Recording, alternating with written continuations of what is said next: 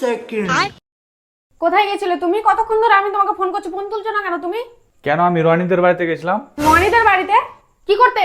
কেন তুমি তো বললে যে চা করতে পারবো না, রনির বউয়ের কাছ থেকে চা খেয়ে আসতে, তাই গেছিলাম। শুধু চা? না, তাহলে আর কি? দুধ। তুমি লোকের বাড়িতে দুধ চা খেয়ে বেড়াচ্ছ, এদিক ওদিক মুখ বেড়ে বেড়াচ্ছ, আর জানো এদিকে কি হয়ে গেছে? কেন কি হয়ে গেছে এদিকে? আমার বাবাকে সাপে কামড়েছে। কি বলছো কি? তাহলে ফোন করো ডক্টর টিপে ধরকে ফোন করো। কি নাম মেসেজ করা ছিল? ফ্যামিলি ডাক্তার দিয়ে। Family doctor.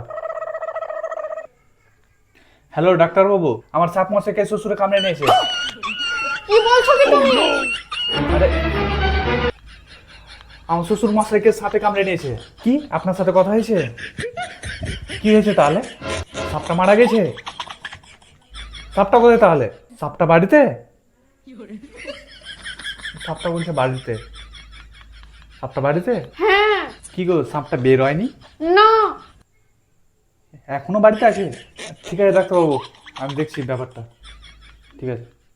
ডাক্তার বাবু কি বলেছে এটা তো বলো একবার। আরে তোমার বাবা আজকে বাজার থেকে এসেছে, হ্যাঁ দিয়ে পাঞ্জাবিটা ঝেড়েছে, দিয়ে 10 টাকা খুচরো কয়েনগুলো ছিল সেগুলো নিচে পড়ে গেছে। হ্যাঁ। তারপরে মা বলেছে যে কয়েনগুলো খাটের তলে ঢুকে গেছে। এটার বক্স খাট তো, হ্যাঁ। হাত ঢুকেছে কিন্তু হাত ঢুকছিল না। তারপরে যে আঙুলটা আস্তে আস্তে করে ঢুকাচ্ছে। এটা সাপ মনে করেছে এই পোকা মাকড় কিংবা হয়তো বিচু, ওই জন্য এটার আস্তে আস্তে এভাবে গিলেছে। ঠিক আছে। তুমি আর কি করছো? আরে না না, আর তোমার বাবা মনে করেছে যে বিড়ালের বাচ্চা হয়তো খাটের তলে ঢুকে গেছে, দিয়ে হয়তো মুখে হয়তো কামড়াচ্ছে কিংবা কিছু করছে। হ্যাঁ। কিন্তু তোমার বাবা বুঝতে পারেনি, কিন্তু সাপটা কিন্তু আস্তে আস্তে এভাবে করে টানছে।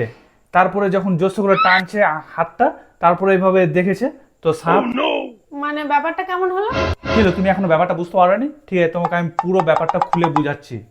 লোককে যেমন সাপে কামড়ায় দুটো দাগ বসে যায়, হ্যাঁ। কিন্তু তোমার বাবাকে সেটা করেনি। তোমার বাবাকে সাপটা পুরো চুষে দিয়েছে। কি হলো রে? চুষে তো হলো। যাও তুমি বেরিয়ে যাও, যাও রনির বউয়ের কাছে দুধ চা খেয়ে বেড়াও।